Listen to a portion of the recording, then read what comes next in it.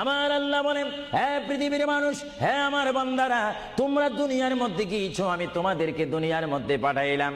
পাঠাইবার পরে আমি জানি তোমরা অনেক অন্যায় পথে যাবে, অনেক কাজ করবে, যে কাজগুলোর মধ্যে তোমাদের গুনাহ হয়ে যাবে। হ্যাঁ বান্দা, তোমরা গুনাহ করবে তাও আমি ভালো মতো জানি, তোমরা পাপ করবে তাও আমি ভালো মতো জানি। বান্দারে, পাপ করার পরে, গুনাহ করার পরে একাই কি মসজিদের মধ্যে তোমরা কেঁদেছো, রব্বানা যালামনা, বলেন রব্বানা যালামনা আনফুসানা ওয়া ইল্লাম তাগফির লানা ওয়া তুরহামনা লানাকুনান্না মিনাল খাসিরিন বলে বলে মসজিদে কেঁদেছো, আসরের নামাজ পড়ে কেঁদেছো, যোহরের নামাজ পড়ে কেঁদেছো, মাগরিবের পড়ে কেঁদেছো, এশার নামাজ পড়ে কেঁদেছো। এ বান্দা, নামাজের মুসল্লা যখন বসে যাও, আমি আল্লাহকে তোমরা বারবার বল, আল্লাহ আমার গুনাহ মাফ করে দাও। তারপরও আমি তোমাদের এই গুনাহ মাফ করে নেই।